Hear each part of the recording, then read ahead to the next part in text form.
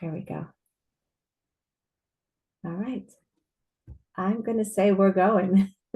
Wonderful. Well, welcome everybody who's coming. Welcome to everybody who's going to see this in the future. We are here on Wednesday, January 15th.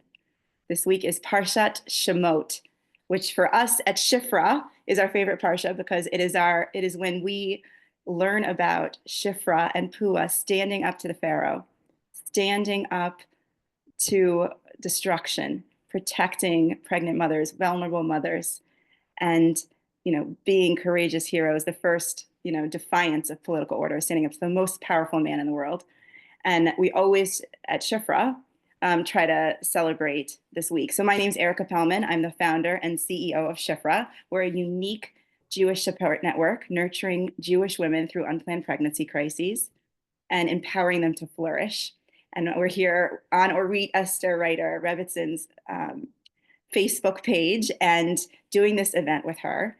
For those of you who don't know her, the Rebbitzin has been an inspiration, and for many years, she writes daily dose of Emuna for thousands of people to read every day. She's had an incredible journey of healing, of miracles, and coming to a life of sharing Emuna and healing through her organization or Emuna. The reason why I wanted to do this event is a couple weeks ago, she did a Meaningful People podcast, which I highly recommend. It's very inspiring. And in it, she shared about a moment in her life where she did not have Emuna, before she was religious, where she was in a very, very dark place. And in that dark place, she felt very hopeless when she had an unexpected pregnancy, and she terminated that pregnancy. And she shared so authentically and vulnerably about that moment of darkness, but also the light that she's come to in her life and her just extraordinary journey coming into Emuna, coming into religiosity, also coming through major, major crises, including being diagnosed with MS and having incredible healing from that, which just blew my socks off. Even though she still has that diagnosis, like she's walking, she's talking, she's touring the country right now. Just extraordinary. So I wanted to have an evening of dialogue in this week of Parshat Shemot about how do we go from the dark places into the light? How do we go? When I was in high school, and I'm a Baal Tshuva also, and I started my journey in high school, and I started going to services every week, and then suddenly, for whatever reason, I'd always had this sense there was a God, and then suddenly I felt like there was no God, and I was like enveloped in this darkness. I wanted to believe that there was something greater than myself. I wanted to believe in God. I'd always been told, but suddenly it felt like, what if this is all a lie?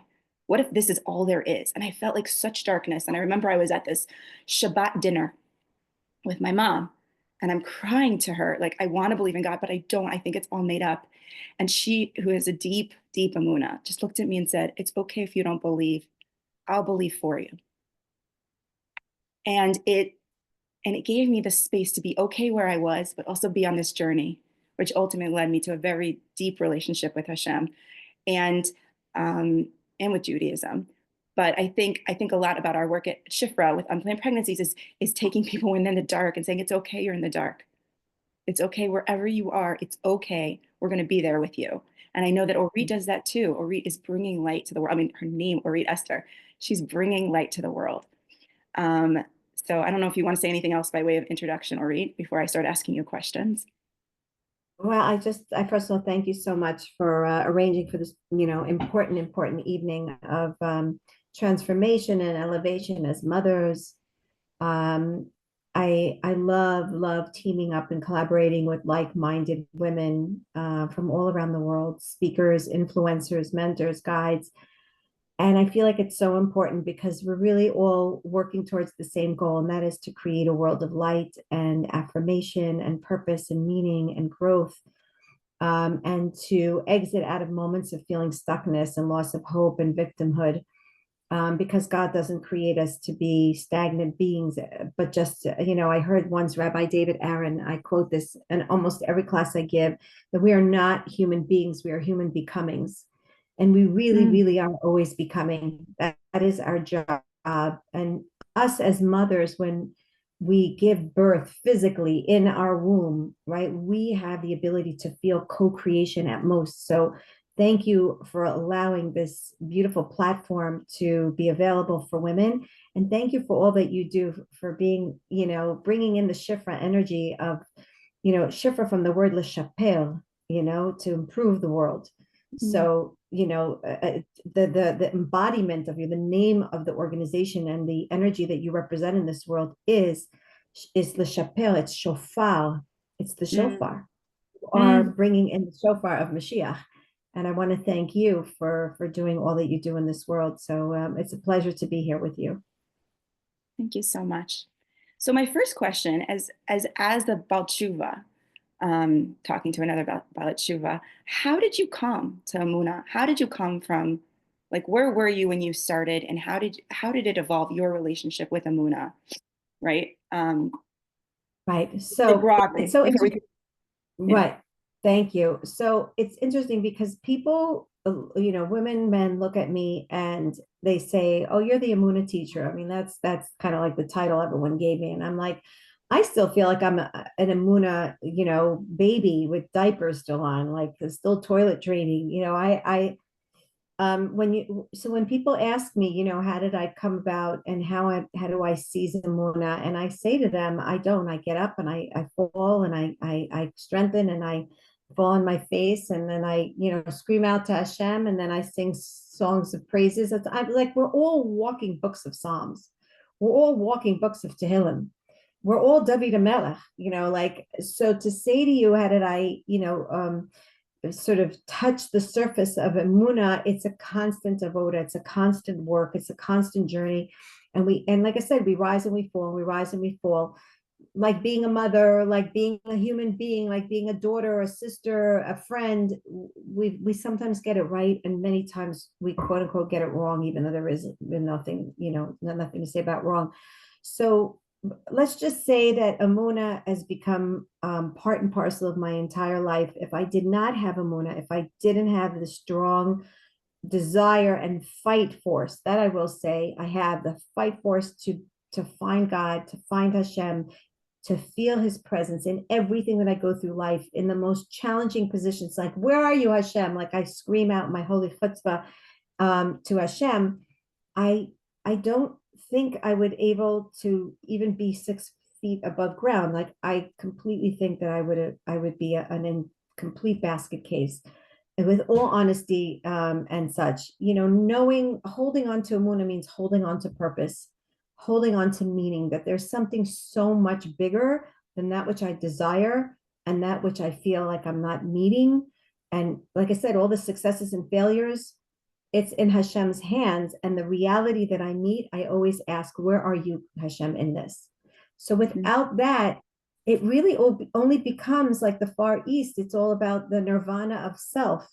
And when you become your own self-praising entity, then it's so much on you. But it's great to know that you have a creator who really appointed you to be in this world, and you're partnering, it's not all on your shoulders. And so I would say it's the mental health remedy for all of us, is to have that belief. awesome. Would you say more? Actually, how would you define Emuna? Like, how would you describe it? In a nutshell, I mean, listen, of course, Amuna, so first let's just derive the three letters that sort of are the root of the word Amuna is Aleph Mem Nun, which is lihitamen, like that's one of the reference points. Amuna is something you have to, lihitamen means you have to train. Think about going to the Amuna gym. Literally, how do you build muscle? You pick up those dumbbells, once 2 kilo, 4 kilo, 6 kilo, you keep, going up. And some days you wake up very strained, and the next day you're like ready to go for more. And Amuna is something, first of all, that you need to know that you have in you, but you have to train yourself for it. And number two, before I go into the deeper meaning, is Amuna from the word ne'emanut. It means loyalty. So what I'm going to explain to you in terms of what Amuna is, you need to know that it's not something that you should just think you buy it in the store or you work on it and then that's it, right? It's not the way that it goes. It's really something that you have to constantly work towards, reinvest, invest and reinvest in it. And it's something you have to remain loyal to. In other words, you're going to be tested. You're going to be tested for your Emuna, and it's about loyalty and faithfulness. It's not faith, it's faithfulness, it's loyalty. Emuna means that I believe, and I trust with confidence. So first I believe, but the belief comes from an inner knowing. Like it's, sometimes you know that you know, but you don't know how you know, you just know. I mean, it sounds funny, but that's really the truth. It's like this inner knowing that I belong, you belong, we belong to something so much bigger than the now and the present reality. And it's an inner knowing, that belief, that knowing. It starts as a belief and then it becomes so real to you. It becomes like an inner knowing without logical explanation. And it's knowing that you are part of a unified purpose, a cosmic plan, attached to a creator of, and all is under his unified force. Everything is under the God, greater authority plan of the universe, and you're part of that. And that gives purpose. So Emuna awards you with purpose, but it also gives you emotionally support because you believe and you trust and know that you really are serving a huge purpose in this universe, that you really, you really have awesome responsibility and an awesome job to change the world and bring light into this world. So it's an inner knowing of that, knowing that you belong to something so much bigger. And I'm going to ask you another question. I know you could actually probably spend an hour answering this question, but I feel like it has to be asked up front before I ask you anything else about as we go into motherhood. You were diagnosed with MS how many years ago? It was 19. 19 years ago. And I heard on the podcast, Baruch Hashem, thank God, like you went from really not being able to function to having some relapses every couple of years, or, I'm sure there's things like, what is the connection between that Emuna, that understanding yourself as part of something greater, and your healing? It what it does is it takes us out of this feeling of victimhood. It's so easy. It's a natural default in every human being that when you meet a challenge, certainly a chronic illness that on paper and according to natural right diagnoses, there is no cure for MS. It's a chronic illness that has absolutely no cure on paper. So it's very easy, but in general, it's not just multiple sclerosis. It's not just it's any hardship challenge. And I'm not going to say that fungus on a toenail is anything less to some person than God forbid, MS or any other very devastating physical illness or emotional malady. I mean, it could be anything. But if you don't take it in the context of quote unquote, who did this to me? Who's the cause of it all? If you don't take it in the context of there is something that's greater than the pain of the experience of the possible devastation that which I was just diagnosed with holds. If you don't believe that there's something so much bigger than that, then you go, and the only place to go with that is despair, stuck victimhood. And by golly gee, who dealt me this horrible deck of cards? I'm going to lose the game, right? So for me, it wasn't even a matter of a choice. It was the direct address for me on Waze after getting a diagnosis of multiple sclerosis was, who did that and why? But not so much why, but what for, or what do you want me to do with this? Like that's what I would type into my phone or in my keyboard.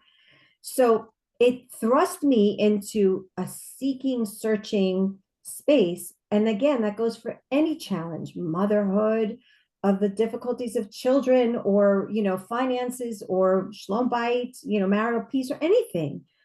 It's okay. What are you looking to exert out from me, Hashem? What are the olive, right? What are you squeezing me? What are you expanding me? What are you hoping from this? What is your hope in this, Hashem, to extract out from me? And that's really where I go. And that's where I went. And that's where I continue to go, because we're not done with our nisyono. They're still there. We're on our road to redemption. But as you like attach yourself to what's the purpose in this, you can get through anything. Who And did the who opposite, done that? Who and done that? opposite, if there's no purpose, then you can't get through. If you can't get through anything. You know, the story about the guy. I don't know what's this like a torch. He's like grinding wheat in a Russian prison, and then he discovers that nothing he did, and he dies. That like there was nothing on the other end, and he'd been doing this thing and it had no purpose at all, and then that killed him. It wasn't the as long as he thought there was a purpose. Um, but so so Muna is like attaching yourself to the creator and attaching yourself to the purpose and the meaning that you're part of something so much bigger than yourself. And when you have that, you have confidence to tread through life. Otherwise, you literally feel unseen, invisible. You become one of billions of the universe. And then what is this all about? For 80, 120 years to eat and drink and be merry, for tomorrow you shall die? Like this is it. That's it. So that's kind of hard. What if you missed out? What if your luck didn't play for you? And most of us feel that way. So then what for? You feel like that's it. So we're done. I believe in a benevolent God that has a divine purpose, and we all matter. And even the challenges of life, there's beauty and grace and growth and love in it. Wow, And that's hope. it's beautiful. I think the benevolent part is the part that sometimes where it's so hard for people, like to Yeah. hold, like it doesn't feel good, but it's not because God doesn't love me. Hashem doesn't love me. Like that there's real profound love there. Yeah. And that perhaps Hashem is suffering with me, but there's some bigger purpose that this is going to serve that is worth worth the cost, whatever the price is right now, the pain. Um, So why don't you take us back to your unplanned pregnancy, what it was for you, and then, what was happening at the time. And then now, like, what would you say to yourself, your old self then now? I mean, of course, like when we talked about it, I was like, oh, I mean, we didn't exist. For sure, Schiffer did not exist then. But if we had, we are exactly the kind of organization that can take people in that vulnerable space and take care of them in a long-term way, including a lifetime of parenting support. yeah. But like, what would you say to yourself in that crisis, that specific crisis? And we're going to move into broadly talking about motherhood and all that. I mean, the today me saying it to the back then me. Exactly. So You can first of talk all, about where you were a little bit and to give context. right. So we were not observant in the least bit, at all. Like no, almost no, almost like a borderline no Yom Kippur kind of observance. That's how far away we were from, knowing the truth of Hashem and his Torah. And when you don't have that, when you don't have the Torah, the purpose, the enlightenment, right, of Torah, as Torah is called Oraita, because it really is the light.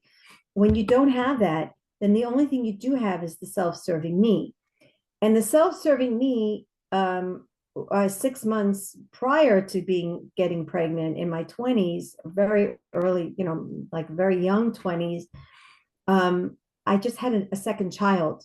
Like 6 months after that, like maze, like what is that? Like I hate to say it, it's a nuisance.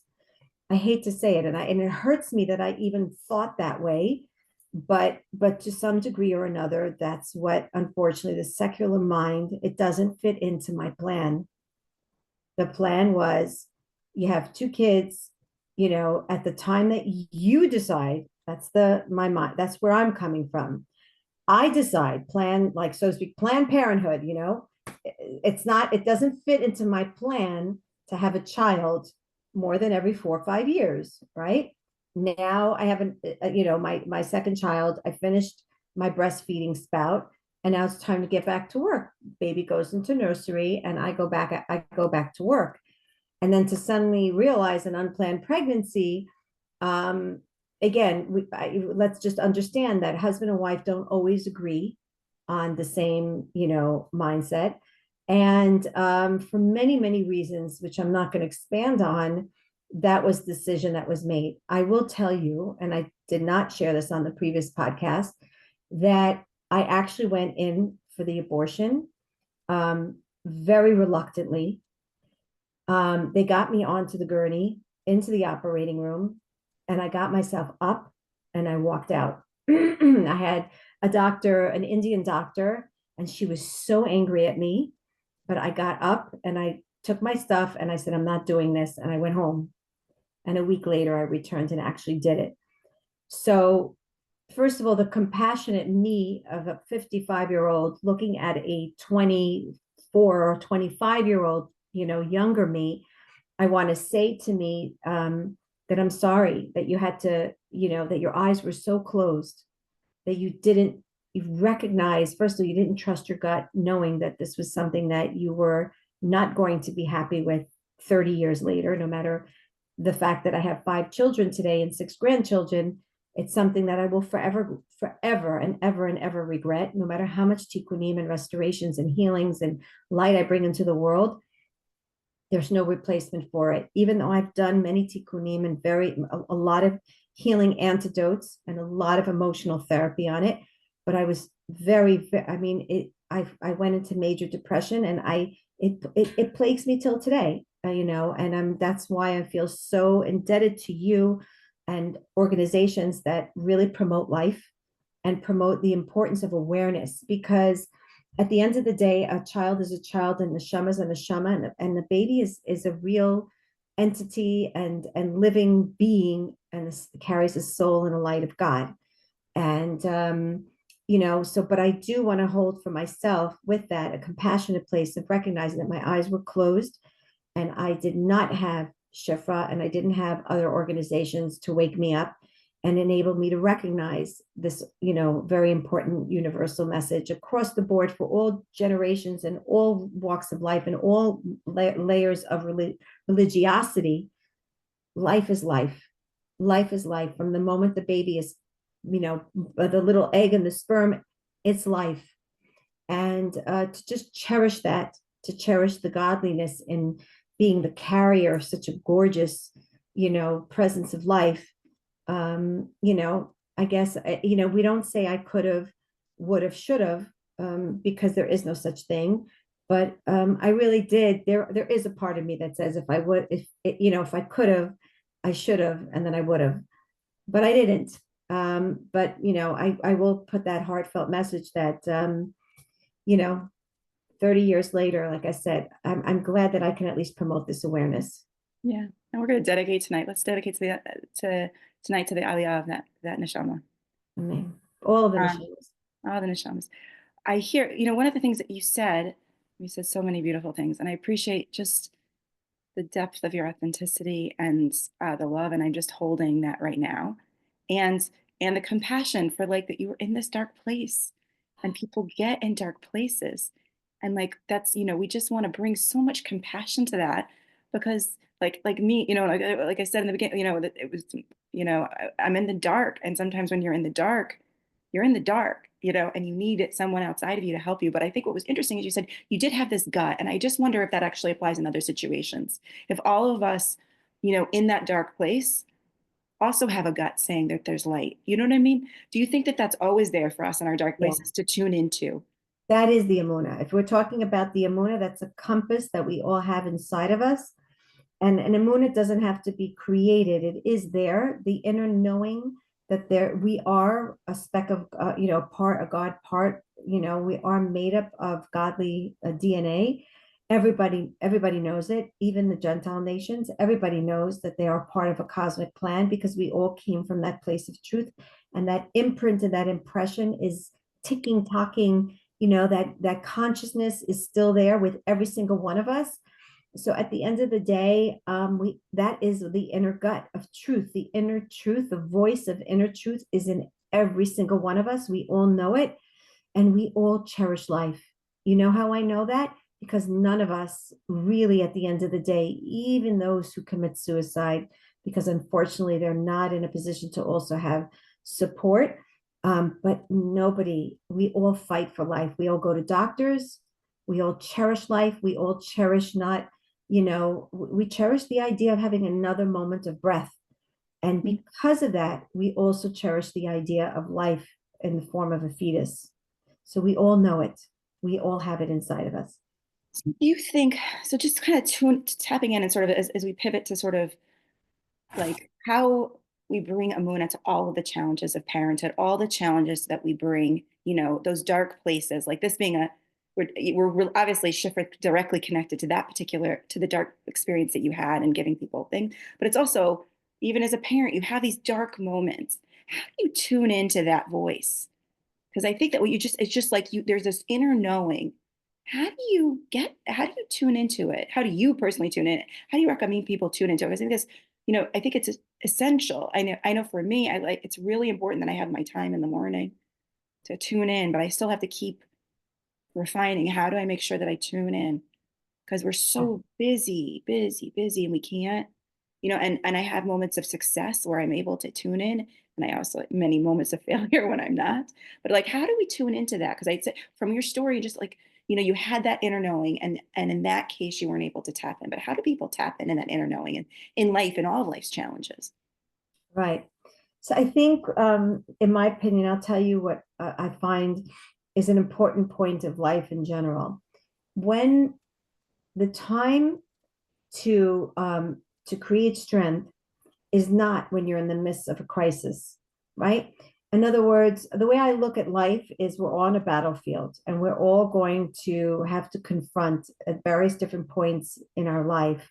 We're going to have to confront different challenges. There's a reason why there's boot camp in the army.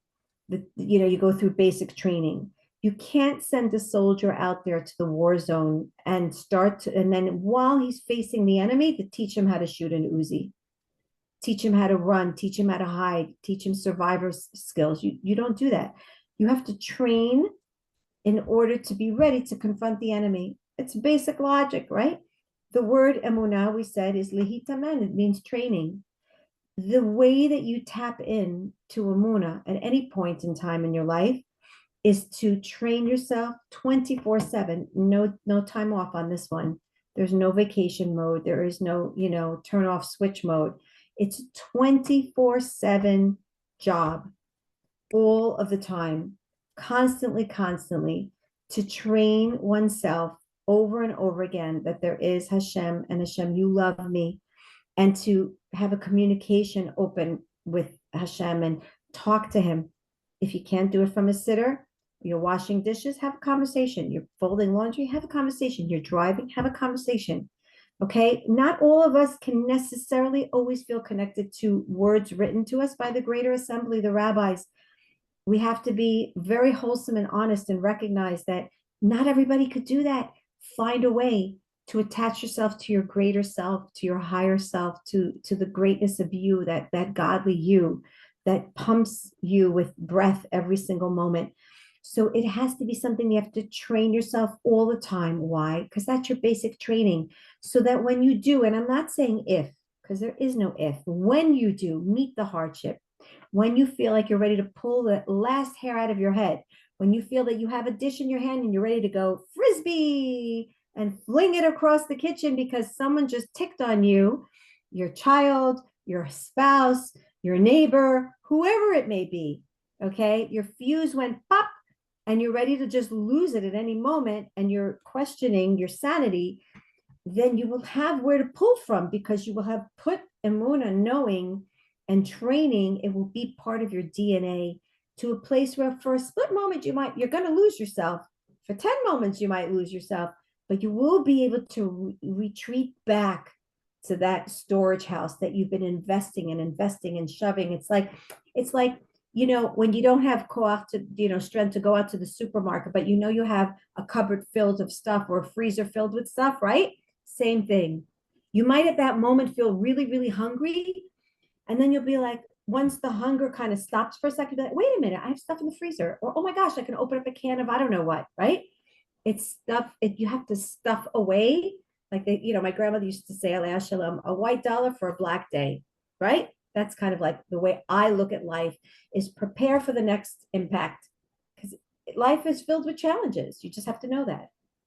And you prepare for it by constantly talking to Your creator. Yep. And Constant. thanking, gratitude, thanking, praying, asking for every need. You need tissues, tissue boxes here. Thank you, Hashem, the tissue. You picked up, two big heavy packages and you made it up the stairs. Thank you, Hashem, for giving me the strength to pick up these packages. Like at every moment, I'm talking to Hashem. I turned on the air conditioner in the car and the air conditioning is working and I'm passing by people at a bus stop. Thank you, Hashem. I have air conditioning and please send them the bus really quickly, but thank you for giving me a card. I don't have to wait by the bus stop. Send them their bus so that they can go into the air conditioner quick. It's a constant thing. You understand? You're always communicating. You're always thanking, asking, talking, communicating. It's constant avoda. It's not avoda. It's actually pleasure. Yeah, I actually started recently. I started in October a practice of getting up and really doing gratitude. And I have to say, it's been one of the I've been reading a lot of Shalom Arush books, the Miracle Garden of Miracles I read, and really taking a time to say thank you for all the good things. I go through my 11 systems of my body, and I'm like, we have 11 different systems. It's really incredible. I go through the 11 systems. Thank you for all these 11 systems. And then sometimes one of them is, gosh, what was it? The other day I was sick and my balance was off. And I'm like, I need to start thanking God for my balance. I mean, when you have vertigo, it's like, you don't even you take for granted that you don't feel dizzy every second of the day. Right. But have to tune into there's this talking to Hashem and there's the training of being in communication and noticing what you're grateful for in the little things so that you're ready for the big things. But how do you tune into your own intuition? Because I feel like that's where a lot of it's at, the listening to Hashem.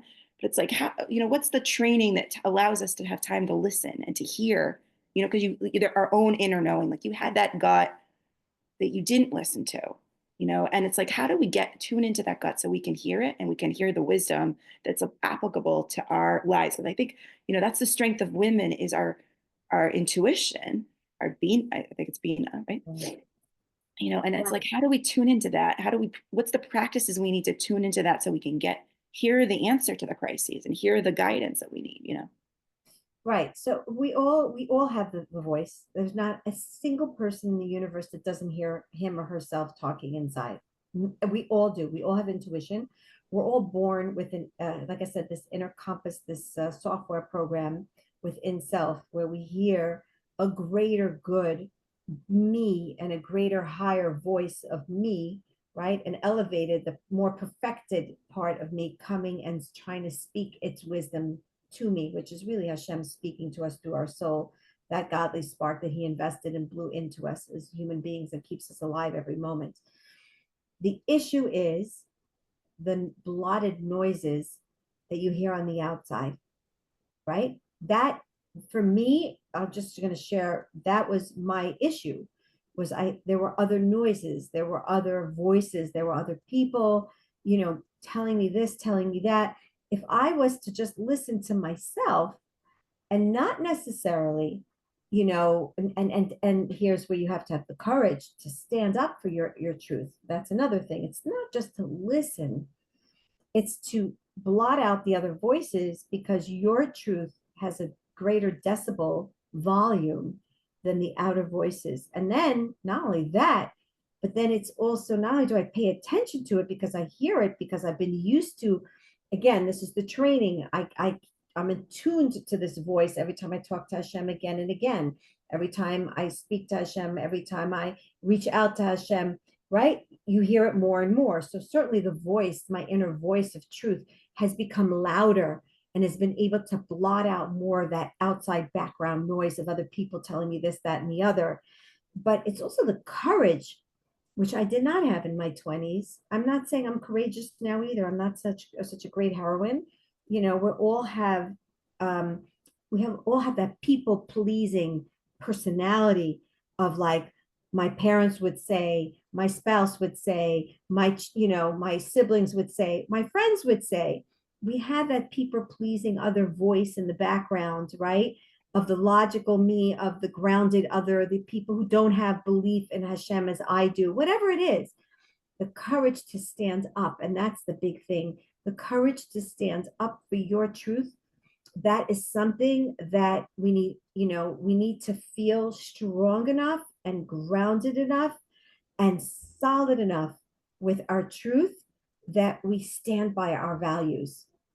And Mm. so, again, that all comes from training.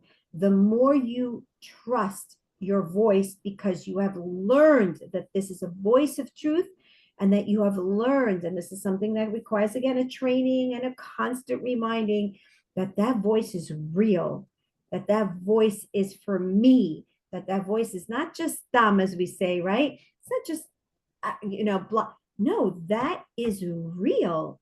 In fact, that's more real to me than the voices I hear on the outside, Right. right? So that is something that requires a lot of training. Happens to be that in my energy therapy program, which right now I'm about to embark in my a live training in Deal, New Jersey.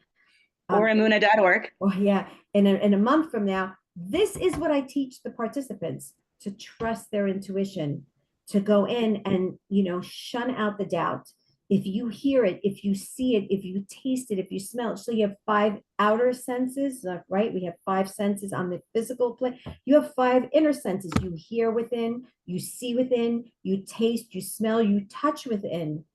Everything is Wow. within. So you have a parallel inner world that you have to the outer world. You got to pay attention to your inner world as much as you pay attention to your outer world, if not more so. So powerful. It's so powerful. And so, and it's do you think like, I'm sure there's a lot of practices that help you, but it's real like writing and gratitude, but it's also just having the Meditation, intention to hear, just having the intention. meditation. That's where the two channels of Hasidut. You've got Breslevers, which Hid Bodedut is to be alone time.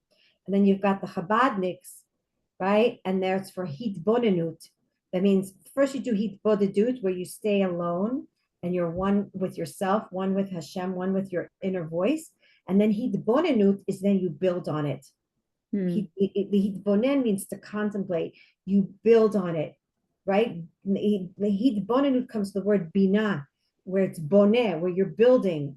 So you want to build on that relationship. So first you have to stay and find solitude time. Yes, and no excuses. Nobody's going to say they don't have 10 minutes. I'm not talking about an hour. Leave Rabbi Nachman, I understand he says an hour. I'm not saying that's not important. If you have it, great. But if you don't, it's not like an hour or nothing. No, no, no. Hop, take 5 minutes here, 3 minutes there. Sit and be with yourself. Learn to live with your voice. Shut Yeah. out everyone. Quiet. Go inside. Don't be afraid to hear what you have to say, your little child, your unfinished wounds. This is what I teach. This is what I dedicate to go into your inner truth.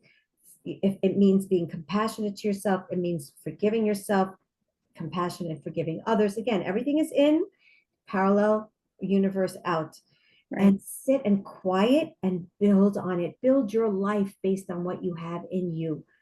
Inside, we're all perfect. And if we could just touch that place of perfection, where even though I'm meeting challenges and I'm ready to scream at everyone in my midst, and the challenges of being a mother is enormous, enormous. There's so much weighing on our shoulders. We know Bet Yaakov, not for nothing did Hashem say to Moshe Rabbeinu, right? He says, Kotama lebet Yaakov. Look at the achrayus, look at the responsibility. Hashem says, first tell Bet Yaakov. And the Midrash asks, what is Bet Yaakov? And then to give the Bnei Yisrael, the male, Bet Yaakov are the female. We have more responsibility to pass on to the generation. The Torah, the growth, the transformation, the elevation is more on the mother's shoulders than it is to the male, right? The man disciplines, the woman instructs.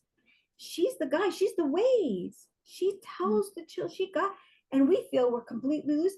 Take a few minutes to reevaluate. Where are you holding? Where do you have questions for God? Then you'll be able to also, explain that further to others. If you don't have an equipment, anything to give, if you don't fulfill, if you don't put the oxygen mask on you, how are you going to be able to give to anybody else? You've got to find time for you as a mother, right?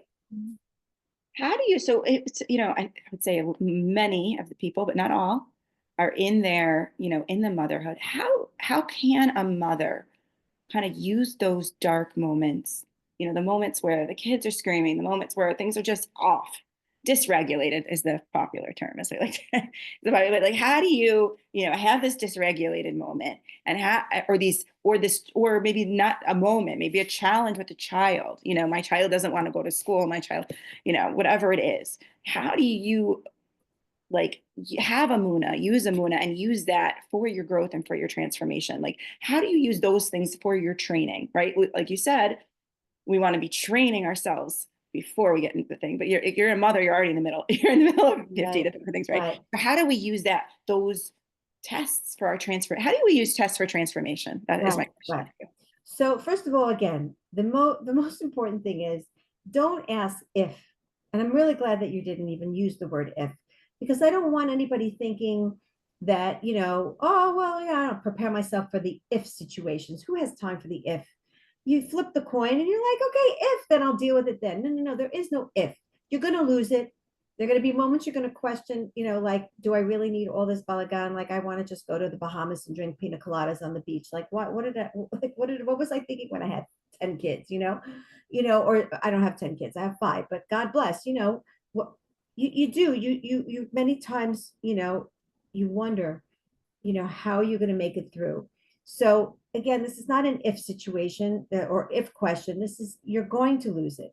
As a mother, as a parent, you are going to lose it. If you think anything else, then I don't know what universe you're on, but you're certainly not on universe, with me or with billions of other mothers, again, Jewish or Gentile, doesn't matter.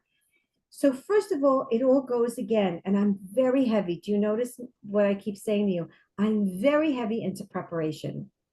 I I am the type of person that I love to prepare. Now, I am a bit of a control freak, me personally, and that is part of my test of Emuna because I want to prepare myself for any sort of given situation. You can't prepare yourself, and you can't, we're not God, so we're not going to be able to prepare ourselves for every situation. However, we do have responsibility and we do have to prepare ourselves. There's a reason why you have to prepare for Shabbos, prepare to prepare for Pesach.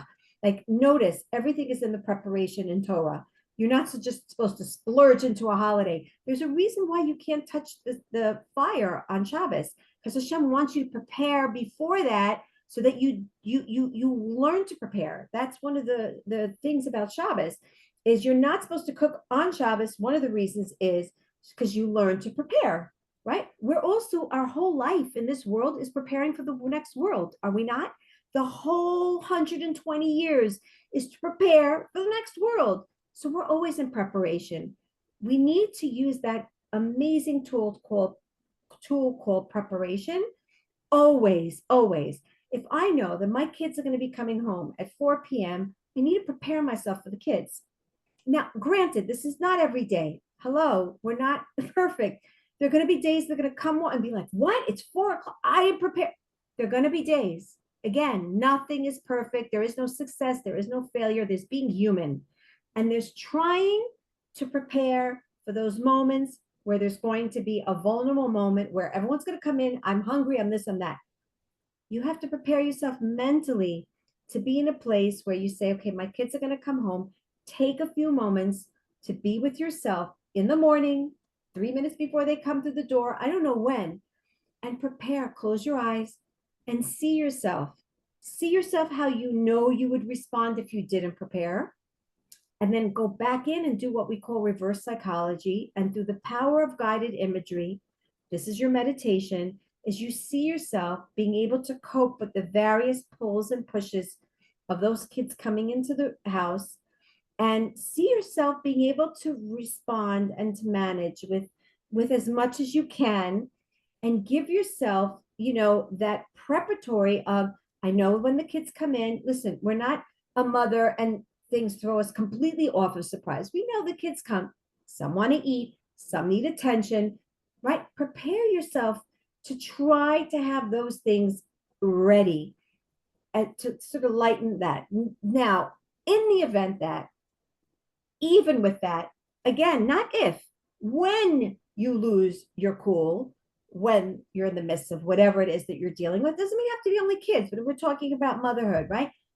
Close yourself up, lock yourself in the room, breathe for 3 to 5 minutes away from everybody.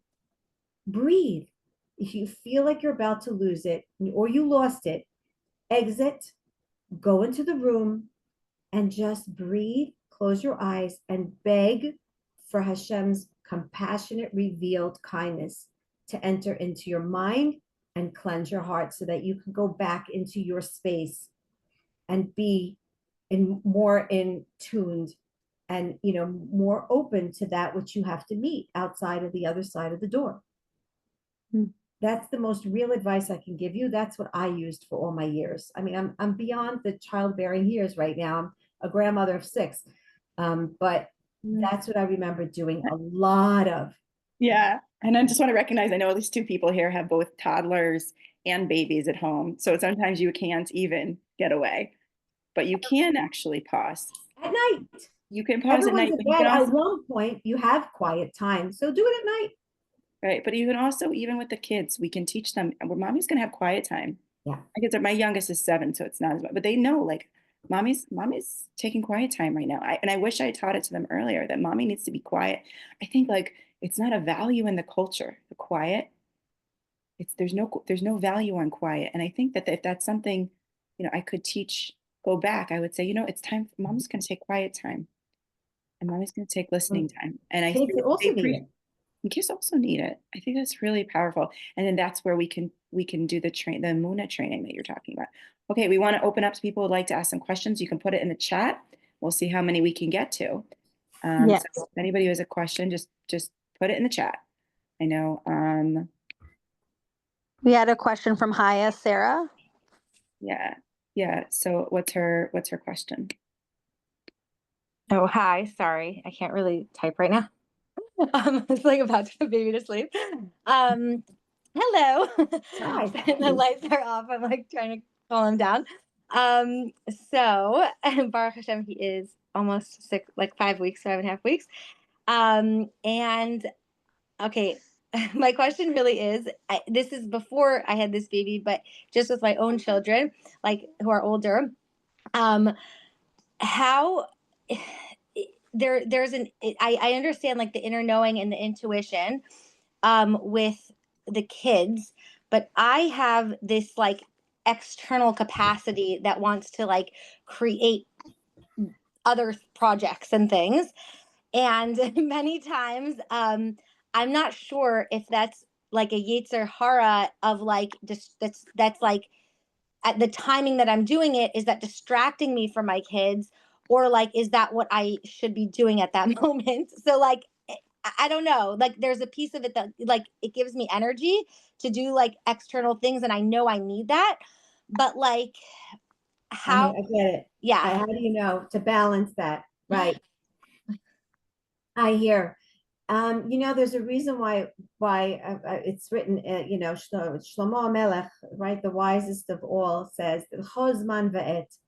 There's a time and there's a place for everything. And I just had a phone call. I do free Emuna mentoring for women around the world, and I have like these free hours where I give out. And one woman actually did reach out to me, and she said to me, I'm falling into this postpartum depression with my second child, and I don't understand why. And after talking with her, she described the idea that she has so many dreams.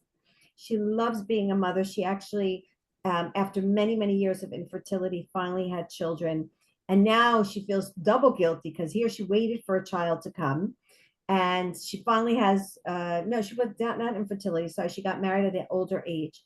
And now she's having one kid after the next because she's of an older age. And we realized together on this phone call that she's really torn. On one hand, she really wants to be a mother and she cherishes her motherhood. And on the other hand, she has all these beautiful dreams. And I told her that every week she needs to take a journal and write down her dreams. And every week she needs to dedicate 15 minutes, a half an hour, some sort of time to research the latest news or the latest happenings. As it happens to be, she was very into yoga and she wants to open up her own yoga studio. So I said, it's your job every week to keep that dream alive. Your dream is not gone, it's on pause. The chosman ve'et, when the time comes, you write a journal, you create your business plan as though tomorrow you are opening up your yoga studio, and you write it down and you research and you come up with ideas, and you stay in tuned with it. Don't forget your dream.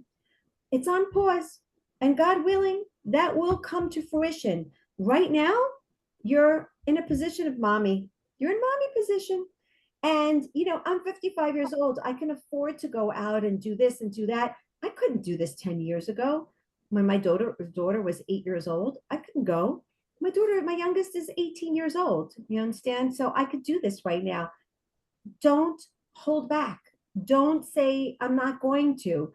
If you are pumped with excitement towards doing something, Hayasara, or anybody out there, just keep it alive on paper, write, journal it, do your research on it whenever you have time, and keep it going and know that it will happen. It just won't happen now. Okay. I like that. And then the encouragement of like sometimes for me, it's like those are more inspiring than the kids in front of me. But like, what's the encouragement of like, what do I say? I know this is valuable of why I'm with these children and raising them, but like, what's that like mantra of like to just kind of keep the inspiration with with the purpose that I am doing now. Well, as just like you're struggling and you're learning life skills as a young mother, you're learning to pay attention to your needs while also expanding yourself out and putting your needs a little bit, tailoring it off to the side for the purpose of the greater good of your family. Remember that your children inherit not just your brown eyes and blonde hair, so to speak. They also inherit the character traits that you are now working on for self-growth and for self-elevation for your godly higher good. So you're training yourself, and you're also giving over to the next generation what it means to juggle through life, right? So even that which you're doing right now is inherently valuable. Even after the baby exited out of your womb, you think they're not picking up on your genes? Of course they are. We're all energy, and we all give off energy. So the fact that you're learning to moderate and to maneuver through your needs and the greater good of your family and your children's needs, just remember that there's purpose in that. There's growth, not just for you, but you're also passing on to the next generation those life skills, right? And just see that. Now, if you still feeling that you're still struggling with that, then try to find time.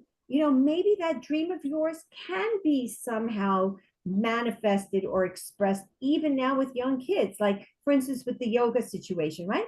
Maybe she would find time, and I told her that, a half an hour a week to either go and be a participant or maybe co-teach in a studio. Sometimes we can actually do both. It all depends on what it is that your dream is. But don't put it out. The fact that it will become is the fire. It's the ember that keeps it going. Right. I want to add one thing to that.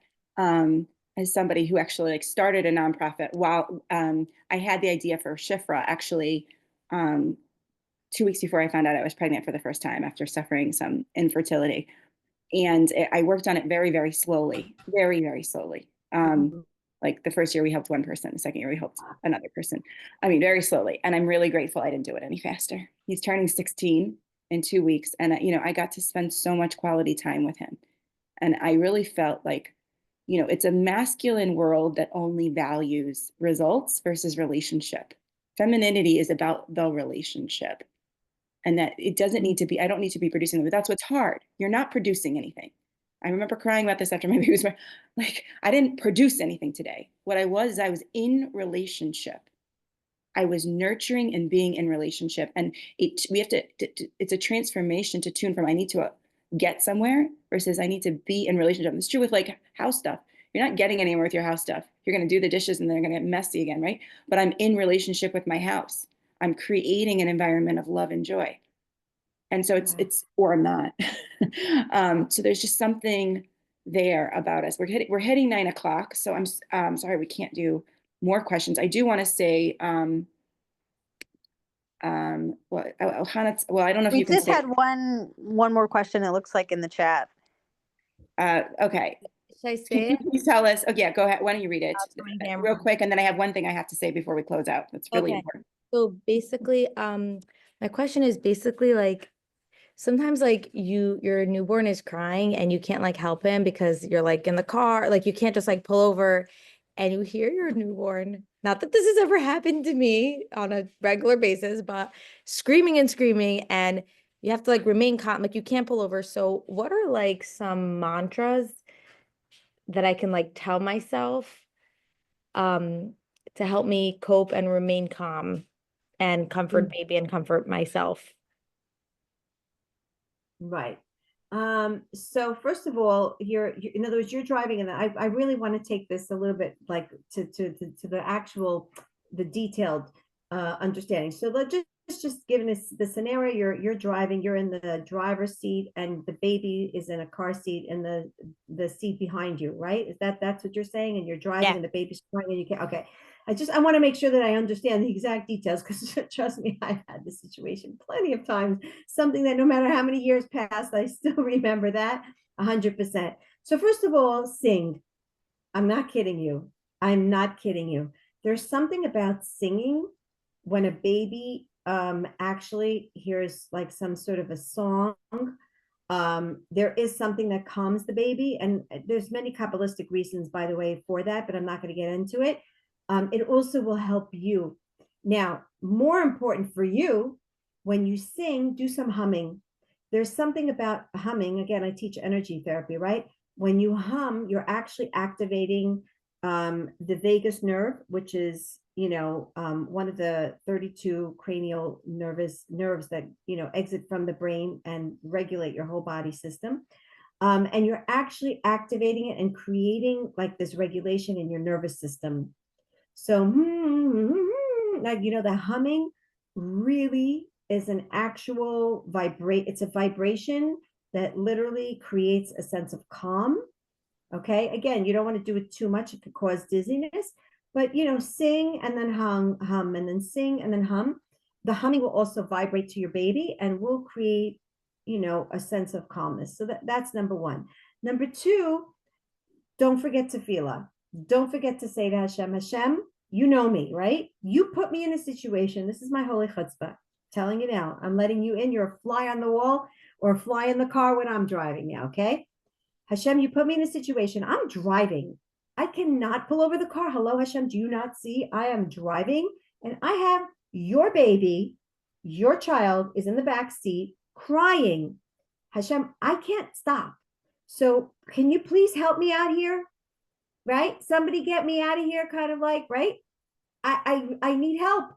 Okay. And then I go back to doing my hishtadlus and my concerted effort, singing, humming, laughing, praying, and again go back to Hashem if it doesn't come. Hashem, I really need your help. Like, I know you have a busy world out there. There are billions of people that need you, but little old me needs help with little old baby here. Can you help? And even if it's just humorous for a moment, it really helps. And a lot of times something instantaneously happens. And believe it or not, something happens. You become less agitated. The baby calms down. You can find a place to stop. I don't know, something happens. And it really, those are just pieces of advice that I could just share with you in terms of my life. Beautiful. Thank you, everybody, for coming. Thank you for the questions. Thank you for everybody who joined on Facebook. Orit Esther's website is emuna.org. Our website is callshifra.org. If you know anyone who needs our help, please refer them to us. We want to help. And I also want to say that this week we have, because of Parshat Shemot, we have a match going, and we are getting a flood of calls, more calls than we've ever gotten, ever. So we could absolutely use all the help we can get. So call shifra.org/donate. Everything you give to between now and Shabbat, through the end of Shabbat, that Saturday night, is matched. So we would appreciate your help. Thank you everybody for coming. And thank you, of course, Rebbitzin. This has just been so beautiful. I love what you just said also about the humming and I'd love to know more about the Kabbalistic side. Like that's just really, is really powerful. The combination between the humming and the holy chutzpah breaking into laughter. I love it. Thank you so much. And thank you. I want to just say one last sentence. First of all, I want to encourage everyone to contribute generously to you. I really, I'm going to be one of your contributors on a regular basis. After I had my abortion, I pretty much vowed to myself till 120 that I will donate to Efrat in Israel, who parallels, some of the work that you do. But I really feel that I am very, very drawn to helping you, as well, and enabling that donation to be set forth, because saving babies and saving mother's sanity is saving the world. So I want to commend you on everything that you're doing and encourage everyone to generously contribute to you, and be like, go to bed peaceful knowing that their money is going to saving lives, because it really, really is. So thank you for all that you do, and Thank you so may much. Hashem grant you the koach to continue to do it and spread the light. Amen. And cherish life. Thank you so much, Rebbitzin. Thank you so much, everybody. Have a great night. Thank you.